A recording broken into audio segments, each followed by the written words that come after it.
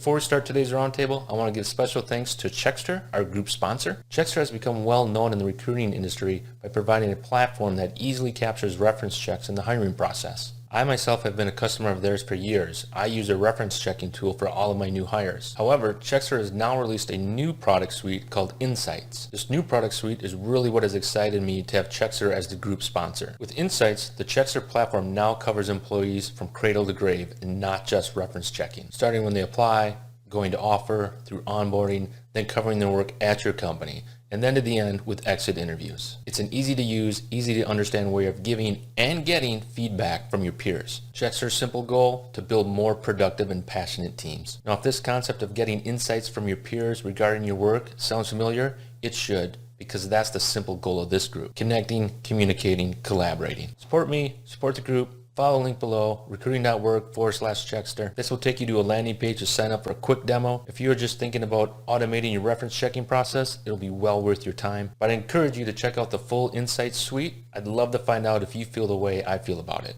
Now let's get to today's roundtable. Yes. All right, so let's jump right into it. Thank you everybody for attending episode 65 and Let's Talk Recruiting, where TA practitioners across the country get together and talk about a variety of topics. Today's topic is really kind of going top level, getting off the recruiter's desk, so to speak, around recruiting tactics, and really getting into recruiting metrics and hopefully being able to benchmark as we go into 2021. So today's topic is recruiting by the numbers, industry benchmarking for 2021. And recruiting metrics is something that we're going to be doing once a month, have a conversation on it so we can go a little bit deeper. This is the start of that series. Typically, if you listen to the sessions before, they're kind of ad hoc topics as we go. But there are a few things like tools and diversity and metrics that I want to be able to have sort of deeper and longer conversations going on. So that's what we're starting today. So with that said, Dan, let me go through everybody's names real quick. Forgot to do that. With us today, we have Dan Cadigan from Portland. Did I get that last name right, Dan? You did, yes. Thank you. Right. And Trent Cotton out of Atlanta, David Lucero out of Denver, and Malia Jorgensen out of Seattle. And I, of course, am down in Orange County in the LA area. So let's start it off. And Dan, I'm going to go over to you first if you want to go through some of the items that you had. Sure. I will start out by saying that I, as things go, am more qualitative than quantitative. So some of my items are aspirational, meaning that they're on my list. And as I'm sure many of you can relate, it's one thing to come up with an idea of something you'd like to measure.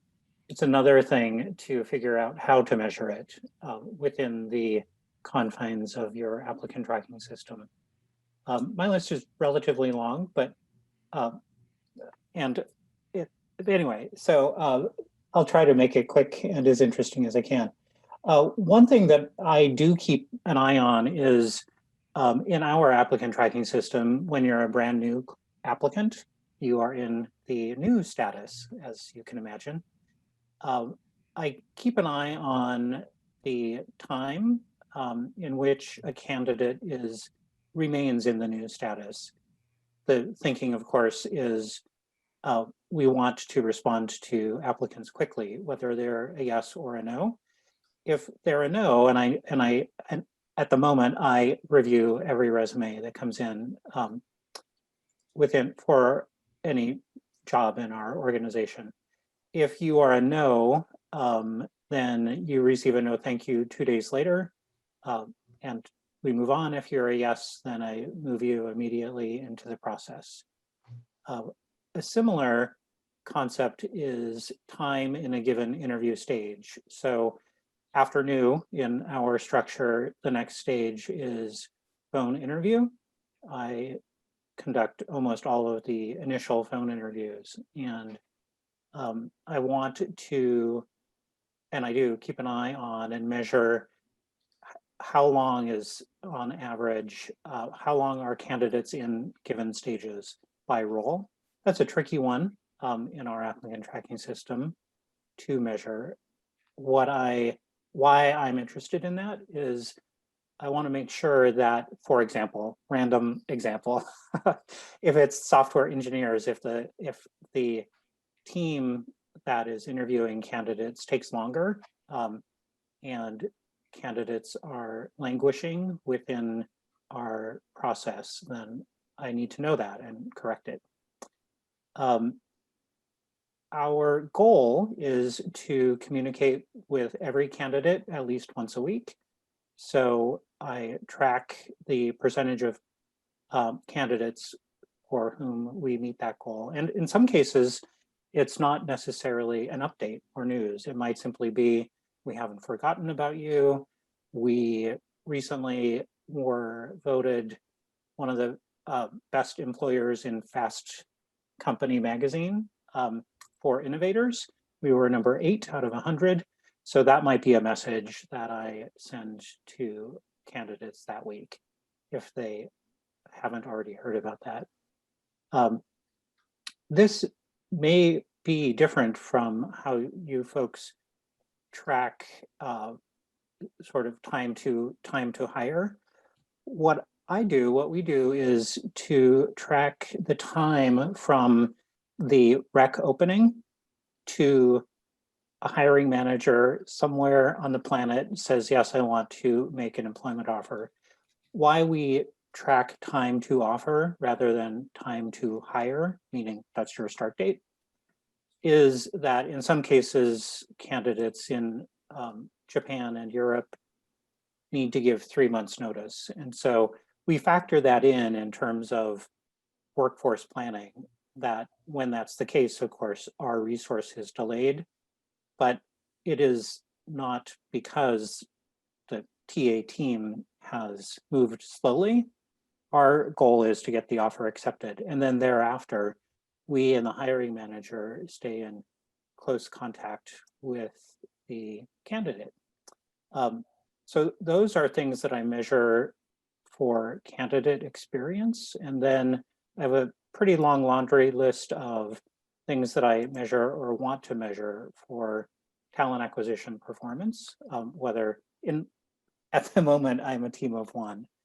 But when we do hire internal recruiters, I have some other thoughts about how to measure, how well are we doing. But I'll pause there and see if anyone's asked any questions or told me to become more interesting, or Sean, if you have any questions. Yeah, Dan, what ATS are you using?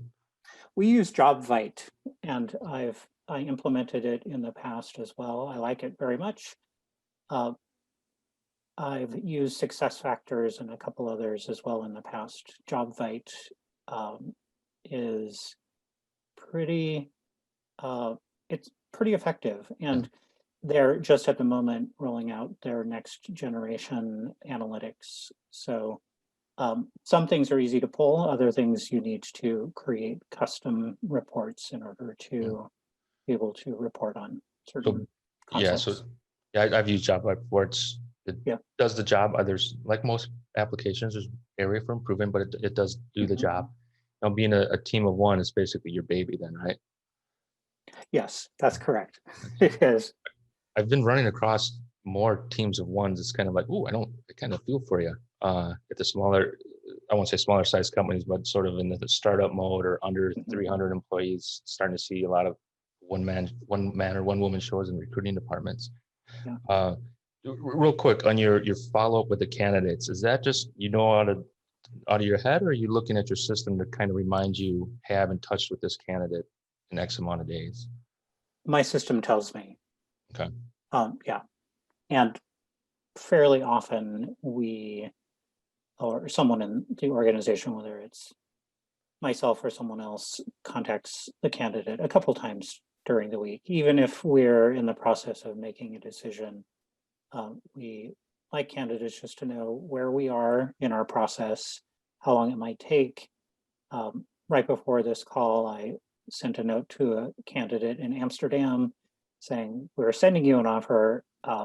It takes a while to draft those contracts. So just, quick news. I appreciate certainly when candidates do the same, whether it's that they're interviewing elsewhere or just if they have a question or a comment that they want to share. I think keeping the conversation going is helpful because I talked to everybody in the first conversation, and in some cases, that might be the only time I talk with them.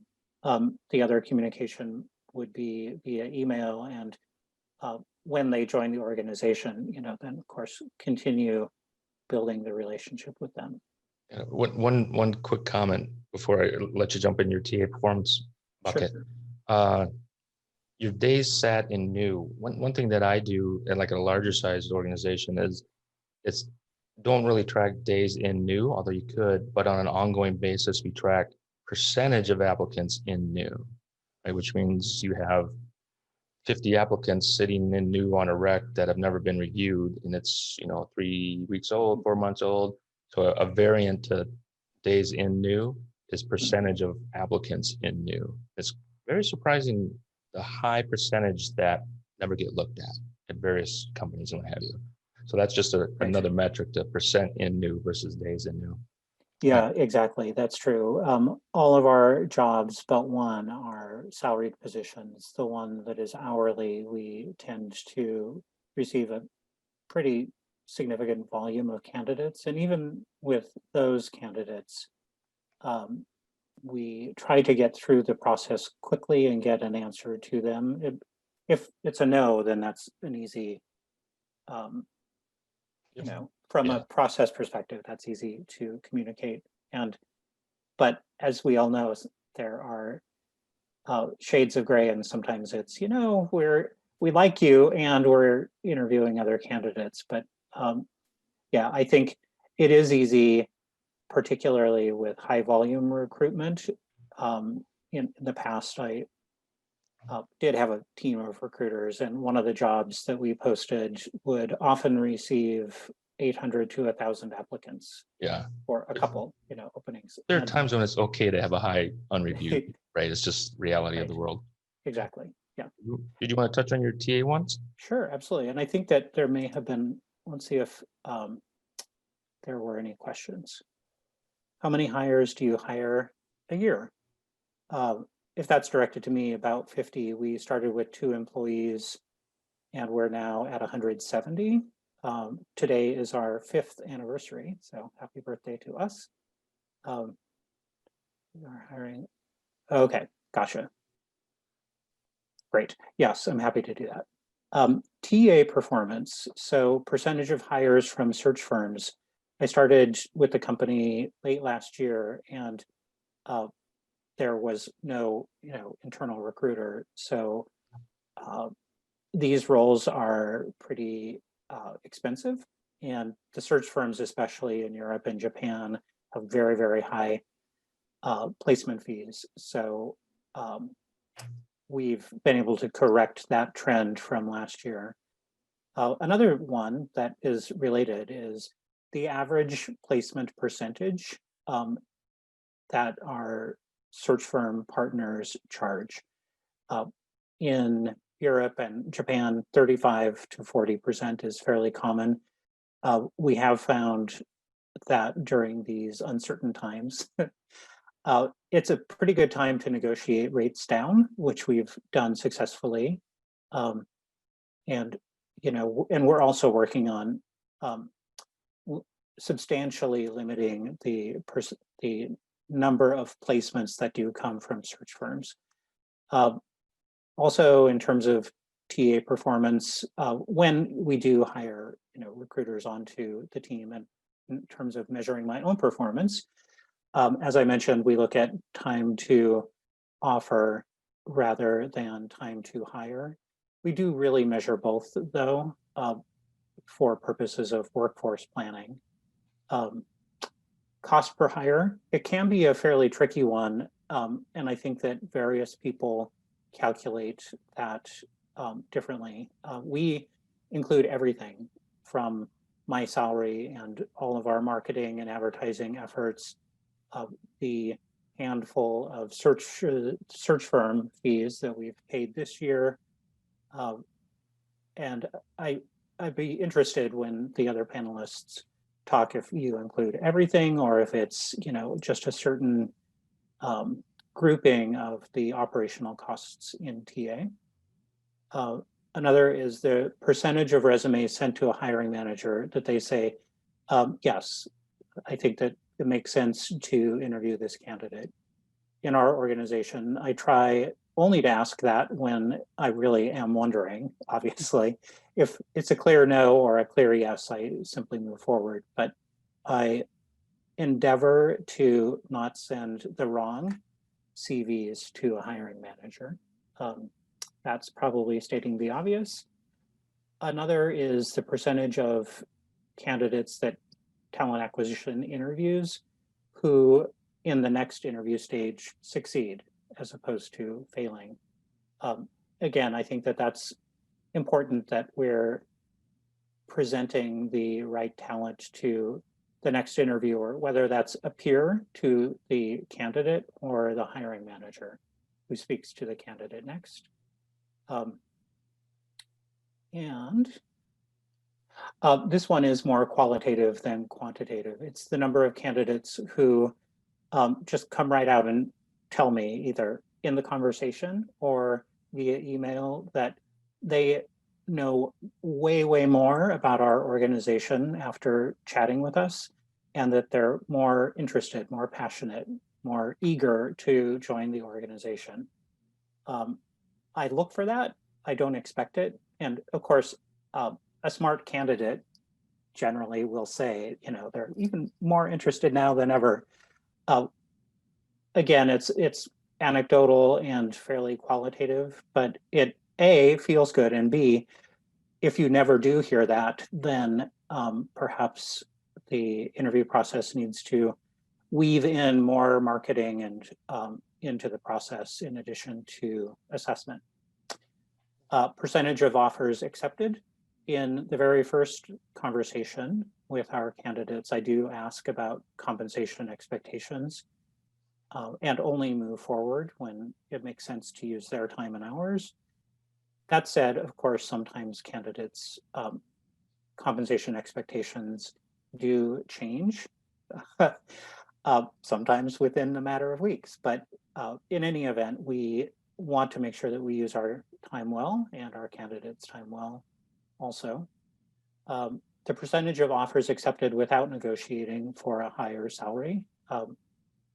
Ours is pretty, our metric is pretty good in that regard. And the final one is the percentage of new hires who reach their 1-year anniversary. There are different schools of thought with regard to this concept. I think, you know, a great hire will retire with us, but the reality is sometimes people move or something happens in their life. I do think that talent acquisition's obligation is to ensure that someone at least sticks for a year, and if not, then look at whether or not anything could have been done differently with the TA process, the interview process, to have determined that this might be a candidate who doesn't, or a new hire who doesn't stick around for very long. Yeah, Dan, let me interject around the question of the metric of cost per hire. So, and this is sort of going back to all the panelists and your experience in tracking that. It is kind of like there's so many variables, it's almost like a shot in the dark. A variant that I've seen before around measuring cost per hire was if you're using a recruiter on a contract where you get that hourly rate. We actually tracked, because they were assigned to a hard to fill position in the new technology. We would track cost per interviews. So the goal was, here, we're going to pay you X amount of dollars to go out and generate interviews for our hiring managers. We'll worry about the hires later. But we would come back with the cost per interview. That's just sort of one variant of it. For all the panelists, have you attempted to do cost per hire?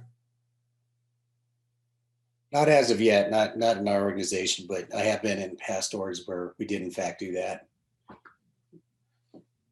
Leah, have you done that? We do it, but not regularly. I believe we've been doing it about once a quarter. But my company's global, and we're the only location in the United States, and the rest of them are in Europe and MEA. And so we Yeah. The cost per hire just looks different and we have to calculate to euros. And so it doesn't look the same. And so I haven't really found it that valuable, and I don't know how valuable managers are finding it. So there's some arguments around it that we've been trying to figure out. Yeah, I don't think I've yet to see a good way to do it where you can actually have confidence in that number. You can look at a source of hire, right? Or source of applicants. Oh, LinkedIn jobs, we cost us this much a year. We got many of this hires from it. So you can drill down that way, but that whole total cost, I'm never sure. Anyway, it's quite mastered just yet. Trent, thank you, Dan. Sure. And by the way, as we go through these items, I'll be itemizing these out and posting it on our blog site, Recruiting Network. So I post every recording up there, and I know we have a lot of items to go through. So I'll list that so everybody has those too. But Trent, how about we jump over to you? Okay, so we do recruiting a little bit different. We took the agile methodology and applied it to recruiting. It's just kind of funny because this is the first time I've heard time to fill in probably about 18 months, because we use a point system. So imagine having 25, 30 recs for a particular line of business. We go to them every 2 weeks. We have a retro call, so we review the previous sprint, and then we do an allocation. And essentially, Sean, I'd go, you've got 30, 50 positions open in your market. You have 100 points. How do you want us where's the priority over the next 2 weeks? And what we have found is that, one, it creates a seamless language between us and the client. So as a recruiting leader, over half the time, my day was occupied with the recruiter said one thing, the hiring manager said something else. I just got off the phone a second ago with an executive, and they wanted to talk about this critical role that did not have any points, was not assigned any points over the last 2 or 3 sprints. And so I stopped him about halfway through, and I said, okay, when did this change priority? Because you haven't given it any kind of points over the last month. So why are we talking about this role? So what we measure is the budget number of points and how many points we won. So how many offers were accepted by candidates. Once they accept the role, then we get the points. So we track it a little bit differently. We don't look at number of fills. We don't look at average time to fill. We look at how many points do we attain on average, sprint over sprint over sprint. So it helps us be able to move a lot quicker, a lot more efficiently. And the thing that I like about it is that the client is driving the definition of success. We're not. And it's something that has created some mutual accountability. We've got WIP limits, so the work in progress limits. I know Dan was talking about kind of measuring each step of the process, and I love that. What we've been able to do is chart in a dashboard that's available to our clients for those that are in sprint, how many candidates do we have in each stage of that process? And then once we hit our WIP limit for hiring manager interview, so 5 candidates is our WIP. Once we hit that, we stop and we move on to the next one that's in priority. So it creates a cadence, almost like a rhythm that we're able to work, and we measure that part of the process. So that's kind of I call that the day-to-day metrics. A little bit higher level, we look at diversity targets. We are really fine-tuned or really honed in on the Rooney Rule that's in the NFL. We've applied it to our hiring practices. So on average, looking at our candidate funnel, within a certain level within our organization, we want a minimum of 1/3 of the candidates who make it to the final interview to be female. We need some gender diversity.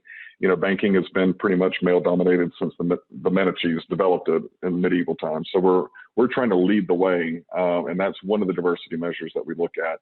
We also we do look at diversity hires because that's a metric that we need to look at, but we more have shifted and pivoted this year to how many meaningful relationships and partnerships do we have with organizations that have that pool of candidates. So we just recently did something with one of our vendors that was focused on women in tech and women software developers, women tech leaders, and that was something that we went all in on because it hit 2 of our initiatives. So that's an overarching thing.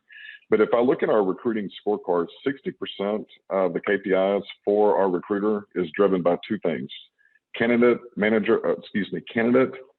surveys and hiring manager experience surveys. So those are sent out. It's called an employee life cycle. So as soon as they're hired, within 5 days, they get something that says, "Hey, how was your recruiting experience?" and the manager gets something within 5 days that says, how was the recruiting experience? But then we go one step further, and about 90 to 180, it's about 90 to 180 days in, we ask the manager, are you still pleased? Did we hit the mark, or did we miss the mark? And so we've got some targets there. That drives about 60% of our scorecard. Another 20% is driven by diversity. And then the other 20 is driven by operational integrity. The other thing that we really focus in on, like as a team, is increasing those surveys. So I have a monthly one-on-one, or I have biweekly one-on-ones with an additional monthly scorecard review with all 28 recruiters. And we look at it at a team level, and then we also look at it at an individual level and provide that feedback. And we've been able to make some pretty significant strides and take some of that raw feedback that we've gotten from managers and create a website that's specific for recruiting, that asks them answers just about any question that they might want. And I think those are kind of the biggest things that we look at. So the first is the sprint, is how many points attained from a percentage standpoint against what was budgeted. We look at the experience scores, we look at diversity, and then we look at operational integrity. And then our quick quits, we look at organizationally and even down to a line of business level of who quits within the first 90 days. And we have a target that we want to be under. And if it gets within about 5% of that target, that's where we engage our HR partners who have access to the survey, the exit surveys. And we try to determine, did we miss the mark? Did the hiring manager miss the mark? But what's been really interesting is we use JIRA for exceptions that my partner and I kind of review. And we've got a little thing on there that the recruiter can say, I am presenting this exception request because the manager wants to hire this candidate, but I disagree. And so what we do is we take that information against the quick quits, and I can sit down with the client and say, the reason your quick quit rate is going higher is because your managers are not listening to the professionals who are on my team saying, this is not a good decision. We've hired someone like this in another area. They left within the first 90 to 180 days. You're about to make the same mistake, but they wanted to push through. And it's really been able to allow us to transform how we have that conversation and really be talent advisors, which is kind of our goal for 2020. So the rule on my team is William Dennings, in God we trust, everyone else must bring data. So everything that we do is data-driven, data-informed, and we support a bunch of anchors. So numbers are their maiden language, and it's allowed us to open up a lot of dialogue. Try a quick question for you on the surveys. Are you using a tool to do your surveys? Yes, and don't ask me the name of it because I already forgot. Yes. I just know it's on. I think it's Qualtrics. So our data group within HR uses that, and it's completely automated. Gotcha. And do you know if that ties into your HRS system then? So if you ever go into your HRS system down the line, is that in there? Yeah. I mean, that'd be the title. I believe it gets a feed, like a feed from it to trigger all of those different things. But I am more on are we measuring the right things versus where's the information coming from? Gotcha. But I can definitely find out and get back to you on that. Oh, no worries. I've used Qualtrics before. I know how that one piece works. I would be surprised though if it's beautiful. HRIS, because then you get into that whole world of anonymous surveys. One of the questions in the chat area was, do you survey candidates that did not get hired? No, that's the next stage. That's 2021. We want to do that. We're going to focus first on internal, and then we're going to, once we get through that pilot, kind of work out some of the kinks, then we're going to go to the external side. And one final question for you, and I don't want to hog any questions if the panel has anything. The number of times you survey a hiring manager, is it for every hire they make? And the reason why I asked that is in the past, I've had limits. He can only do a hiring manager survey once per quarter to a hiring manager, because then they'll complain to get too many emails. That was my rule there. Well, the way that we're around that we kind of work around that is any survey that comes from talent and culture goes through one group. So if I want to survey, I don't know, something about the recruiting process, I have to work through that group, and they have a calendar because they've been able to do some behavioral analysis on the back end and know like what time of day to send it to, what day of the week, what time of the day to send it to managers. And they kind of coordinate all of that. So that way we don't do the over-analysis paralysis with surveys. Another question on diversity. So one of my questions was going to be for you, but you already answered is, was it a defined goal? You said your goal is 1/3. I am starting to see more companies doing the Rooney Rule and even calling it the Rooney Rule. I don't know if I'm going to bet that gets. And it's global. Oh, wow. It's a global initiative. Yeah, I bet you they changed the name of that to something a little bit different than that. Has it been successful for you so far? Yes, in certain pockets it definitely has. It's raised the awareness, and our CEO, well, our one level down from our CEO, if you took a picture of our executive group, I mean, you can't paint diversity any better than that. So there's a lot of passion being led from the, I hate the term top of the house, but the top of the house. So that was part of the cultural thing that we had to overcome. The other thing that we're running into is that I already referenced before that banking has been prominently male dominated. So in the corporate and investment banking world, it's very rare to find females at certain levels. We're starting to see more of a grassroots in the middle tier, but in that senior level executive, it's predominantly male dominated. So the sample size and the sample pool is tremendously small. And smart banks, whenever they have a female that's already in that, they do everything they can to retain. So it makes, once we identify, it makes the selling process and the wooing even more important and complicated and demanding. And I think one of the other questions is, do we just measure gender? No, we measure all underrepresented groups, including veteran, disability, LGBTQI, all of them. Excellent. And do you call it underrepresented at your company, or is it diverse? With label underrepresented groups. Okay, that's coming up in conversation too. Now that what exactly are we going to label is the wrong word, I know that, but what are we going to call these efforts and stuff like that? I do think around diversity and metrics going forward, I bet this is where I really love to see metrics around diversity, where I think the conversation is from if I'm an employee or I'm a potential candidate at your company, it'll be more of a matter of show us, don't tell us. So I think having these numbers and be able to present, by the data, this is exactly what we're doing. It's not anecdotal. It's like staying ahead of the game for that. That conversation is coming for sure in 2021, I think.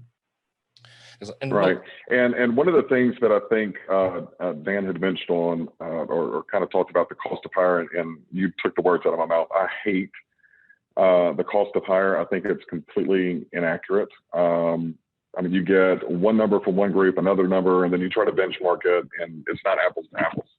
So what we're actually looking at is you've got the sales side of our organization, and then the support side, and then the risk side. So what we're working toward, and we've been working for the last 2 or 3 years, is let's look at the sales side. There should be a profitability per FTE by job family. You can even narrow it down by the branch. So what's the cost of sales or revenue that we're losing out for every day that position's open?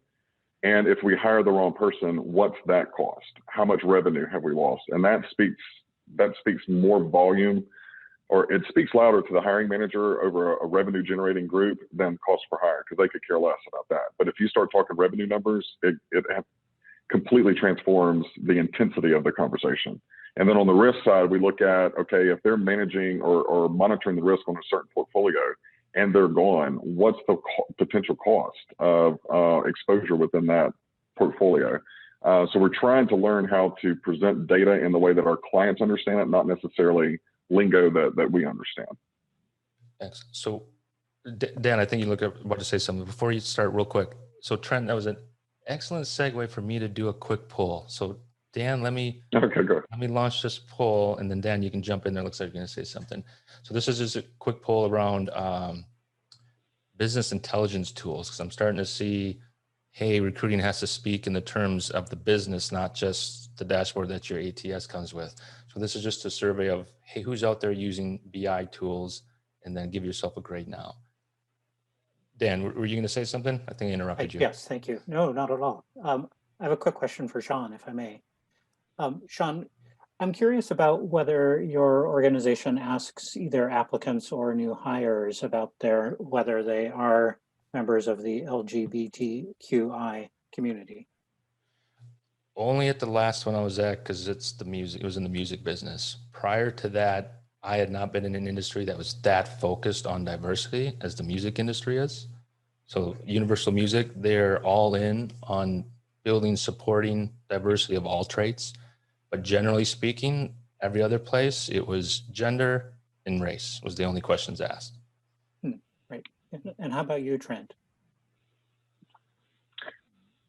Right now, we do not ask anything about the, regarding sexual orientation, but we do try to measure disability, veteran, and then general underrepresented groups from an ethnicity standpoint. And part of it is because we do fall under OFCCP guidelines, and we do have to do reporting against that for audit purposes.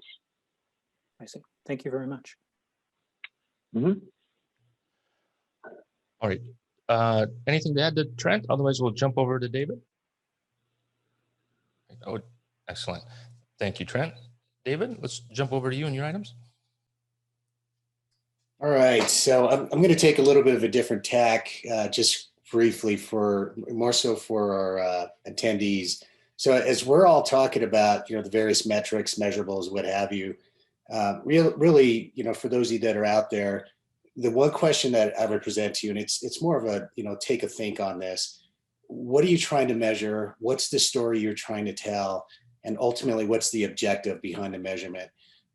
Because, simply stated, as you hear us talk, Dan and Trent so far, and I'm certain once Malia joins in, we're going to give our different perspective of what we're measuring at our orgs. What we're really not necessarily spending a lot of time on is why. Why do we measure what we measure? So the time to fill, that gives the metric on, how well of a job our recruiters are doing. Trent, hey, amen on the cost per hire. Not a fan of that, because ultimately we look more at what's the cost of not hiring. And in particular, you look at, Department of Labor statistics that show, the average cost of once a person leaves an organization can be up to 5 times their annualized salary. So that's a pretty key metric, but it's not tied to TA per se. And even the, measuring sources. But, briefly, what I'll say is what's key for us in our organization, really two stories, 2 objectives.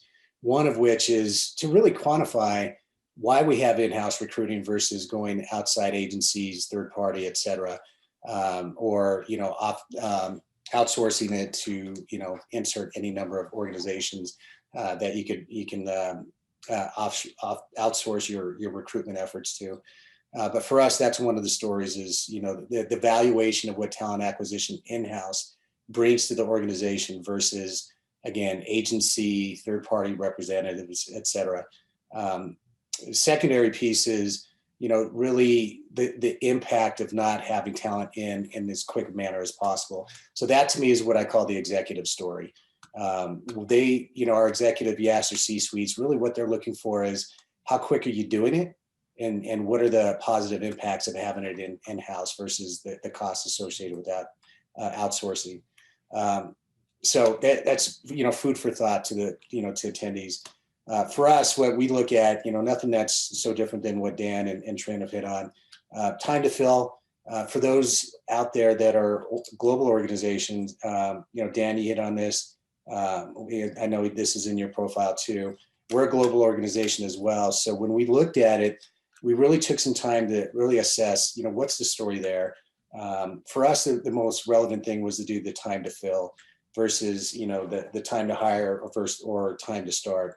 Why that's important for us is because, again, that global footprint, from the point we do the intake with the manager to when we actually have the candidate accept offer, that's our measurement. We did benchmark that based off of industry as well as roles. The key thing that I want to hit on this, and Trent, I think you may have mentioned this, or actually I saw it in the chat. We actually also look at the type of role and change the time to fill on that. So as example, we call it the purple squirrels, where we're looking for someone that has AWS cloud hosting and Python, and also was a network engineer. kind of a hard to find fit, and to hit all those checklists, that's going to take a little bit longer time to fill. And then even executive, you think about this when you're recruiting for C-suite, and I don't know if everybody does that. We certainly do it in our house. Your C-suite and or senior VPs, that's going to take additional time too. So your standard measurements on time to fill for roles like that, you really need to take into consideration. More critical fills takes a little bit of more time and diligence to do that. So keep that in the back of your minds as well. One of the things I've heard others talk about, and we certainly do this, is the candidate experience. That's going to be a key thing for us. And in particular, we actually are just launching this month, first time in our history, where we're actually going to survey candidates that did not make it to that final process. So we want their feedback because we want to make sure that we're getting their inputs on how good of a job our recruitment process is, from the job posting to the preliminary reach out by the recruiter, and from that reach out to when the recruiter actually does the interview, and even their experience with the manager interview if they actually get to that phase. We want their inputs because, again, for us, it's about improving process. We also measure the hiring manager experience, and we do that for all of our roles once they've closed, once we know the person has completed their requisite background, drug screen, et cetera. Again, that's key for us because it's, again, you think about this, we're a bit of a service role where, it's not just service to the organization, but we need to make sure that the manager is having equally a good experience through this process. And again, that's key for us because if they're having a bad experience, then we need to adjust accordingly. Other measurements we look at that we feel are really key is the actual time and role. Now, I saw this out on the chat.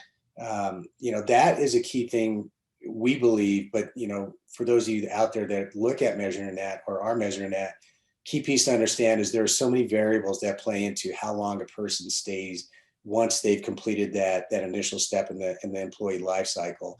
They may have had a great recruitment experience, but their onboarding experience may have been lackluster, or once they got to the role itself, may have actually realized, wow, this isn't really what I was recruited for. I'm actually doing something quite different, and it's not really what I signed up for. Those are outside of our realm of influence, arguably. So again, something to keep in mind for that. Something that we're actually looking at doing in our org is measuring or assessing the percentage of people that we have interviewed that have been impacts to the COVID the COVID environment, and then respectively tracking and monitoring the percentage of those folks that have actually been hired. The reason we feel that's important is and it's eventually we're going to get there, folks, whether it's through a vaccine or just things get better. The market's going to turn. We want to know how many of our folks that we brought in the door were actually impacts, i.e. job eliminations, role reductions, furloughs that are coming in the door. And it's not to say we're going to, give them extra TLC versus our other employees, but it will tell us the percentage of our workforce that were tied to, COVID impacts from their previous employers. And it gives us a little bit of predictive analysis of what our potential turn could be outside of just the normative voluntary terminations that happen on a day-to-day basis, week to week, month to month. Trent, I love what you guys are doing on the diversity recruitment piece. Definitely going to take some notes from you on that. But that's something that we're looking at moving forward. So I know I did a bit of a brief drive-by on that, but a lot of what we're doing is not so much different what Dan and Trent are doing as well. David, a question for you around time to hire piece of it. Mm-hmm. Generally speaking, that when we talk about time too, like that date that's used for the time is the date that the rec gets open, right? Right. Public. Does anybody do the date of application, right? Let's say the rec was open 3 weeks ago, but this person applied today. That we've tried before, the time from date of application to offer. It was really just around like developers or engineers that hard to get talent where you had to move quick. Does anybody ever look at that date of application as sort of a metric? We do, Yeah. but it's not necessarily application because we don't get a lot of applications. We do mostly full recruiting, reach outs to people, but we track the beginning of that conversation from that date to the offer and then the hire date. Yeah, we haven't looked at it in that capacity, Sean. We have looked at, again, it's more that time to hire when we have the recruiters actually identify through the pool of candidates. Yeah, hey, we're going to talk to that person, and once they've done that, hey, top applicant, and then ultimately if they're hired. So we monitor it, but I wouldn't say that that's something that we're actually reporting back on. So, but it's something that we're doing behind scenes. Got it. That's true for us as well. Question for you, David, around the candidate survey piece of it. Do you do like what something I've done in the past is, depending where you, as an applicant, let's say these are for the people who did not get the job, right? We had 4 different surveys, 5 questions each, because our goal is to get the survey finished, right? So we can't ask too many. But your 5 questions that you got were defined by where you were in the applicant funnel. So if you just applied and you never recruiter phone screen, you got survey 1. If you came in for an on-site interview, that's survey 3. Do you do one broad survey, or do you get detail on the questions you ask for that candidate experience? Well, for us, we're only looking at it in 2 phases. Ultimate, well, arguably 3 phases.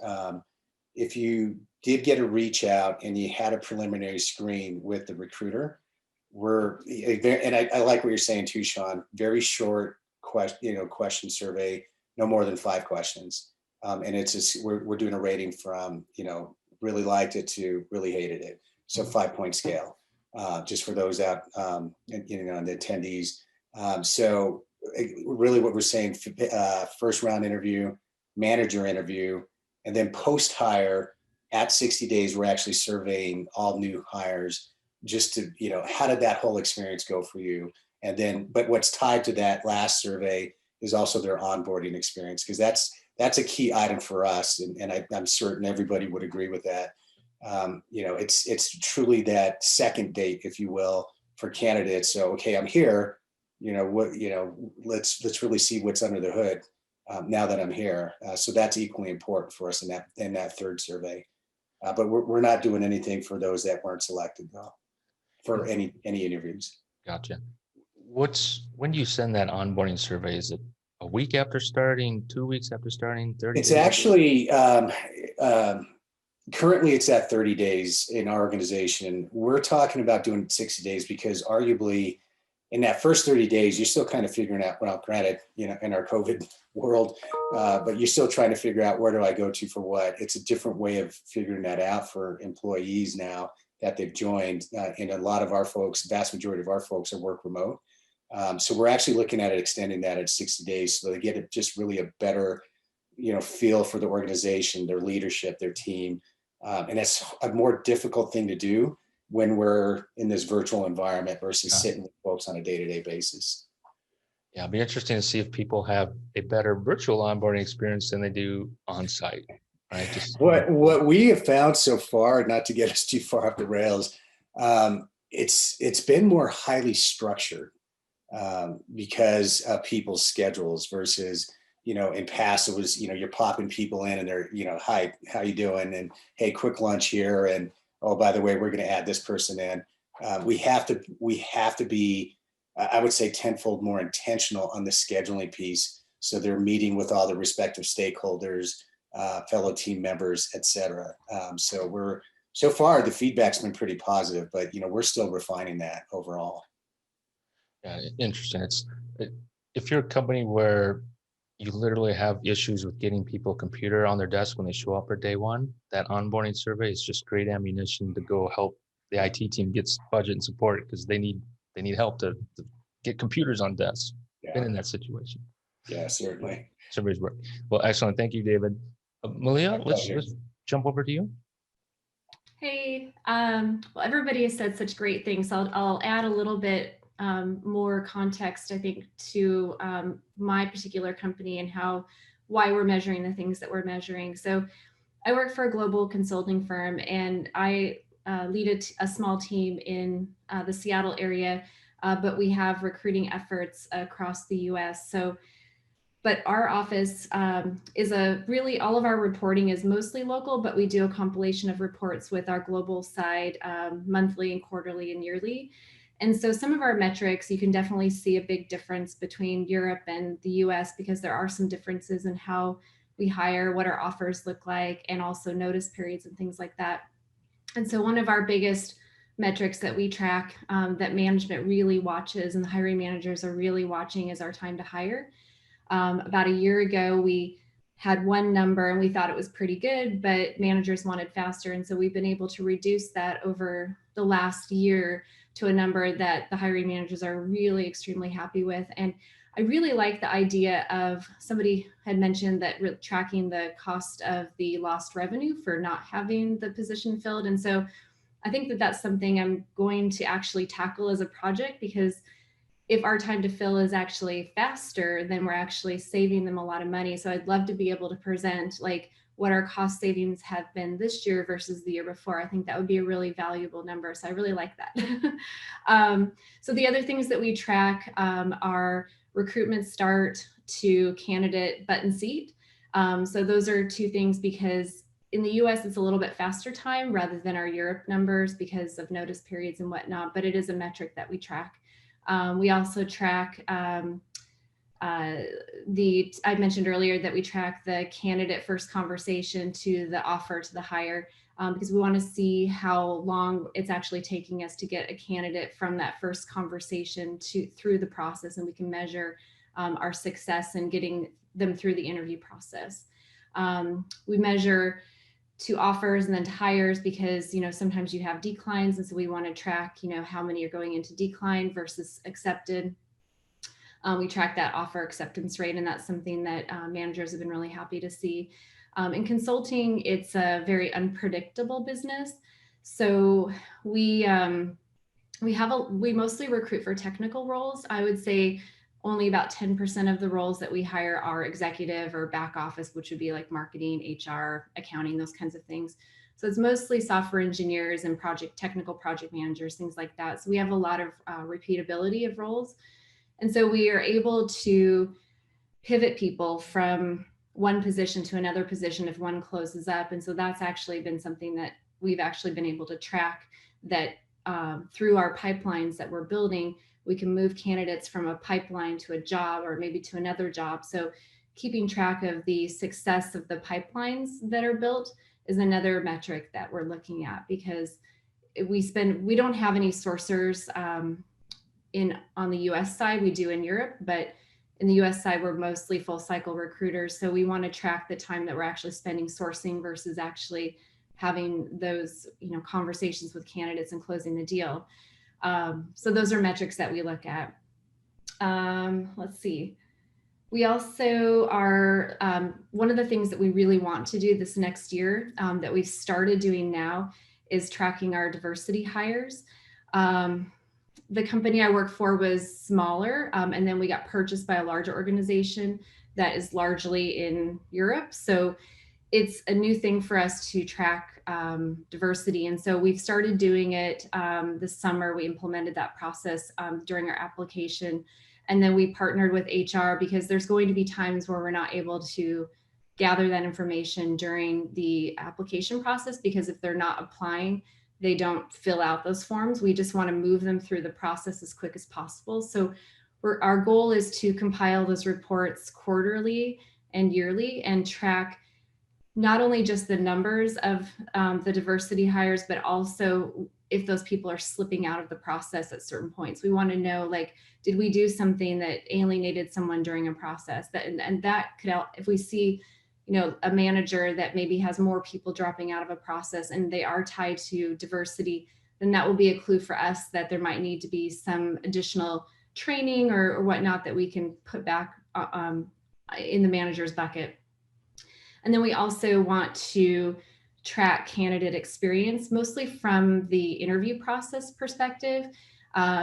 We have a survey right now that's going out, and it's really just about interviews. Like, the success of the interviews, what they thought of the interviews, those kinds of things. And it's just an automated thing that goes out through our ATS.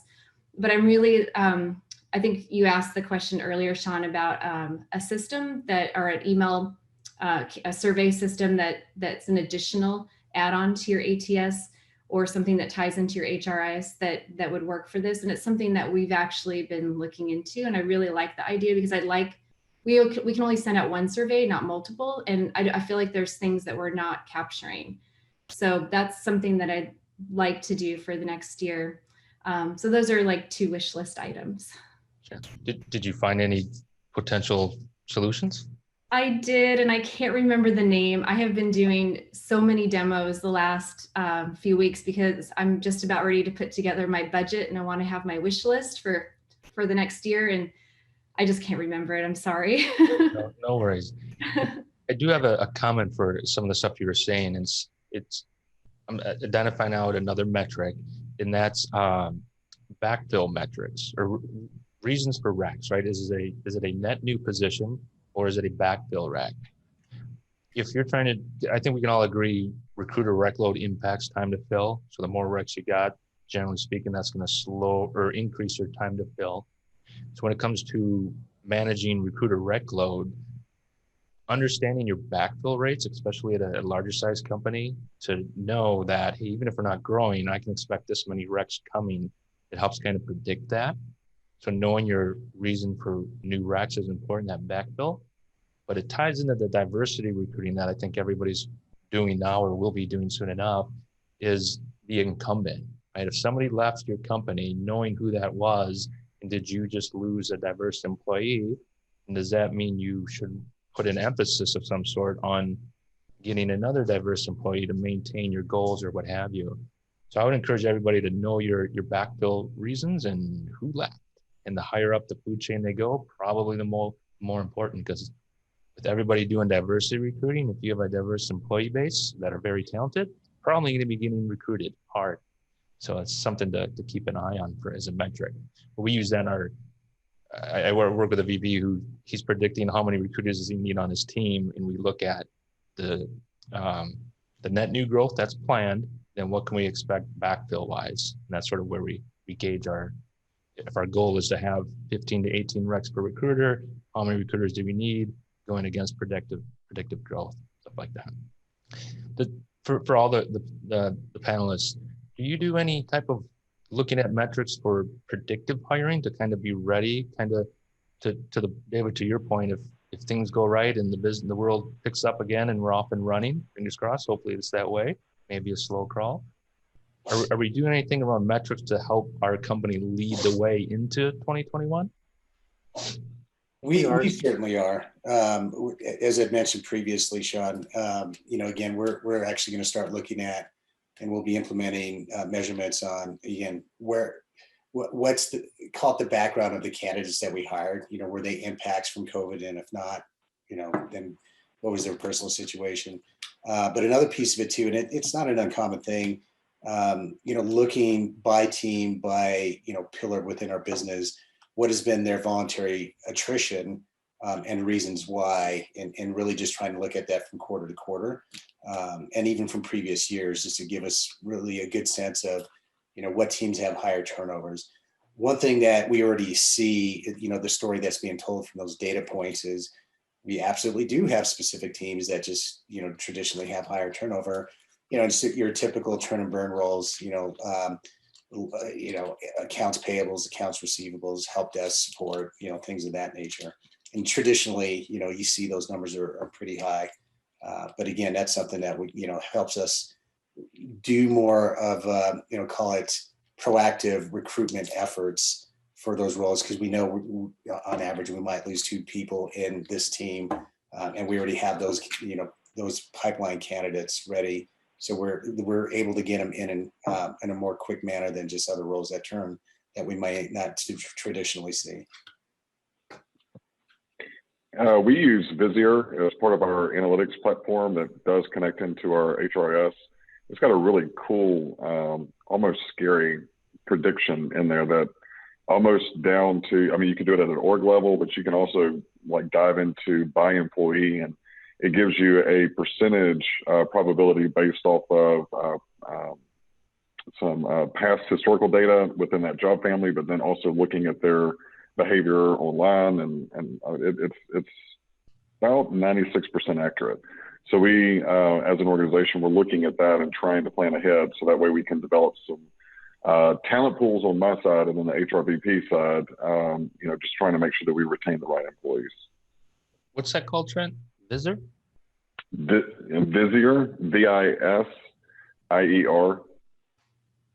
And if you mention my name, they'll know exactly what you're talking about, because I'm a big proponent of that. And usually anytime someone goes and talks to them and says that they heard me speak about it, that's one of my favorite things that they have. It's, like I said, it's wicked accurate. Will they give it to me for free? Your name? I don't know. You're going to have to negotiate that one. I'll try. Dan, were you going to jump in there?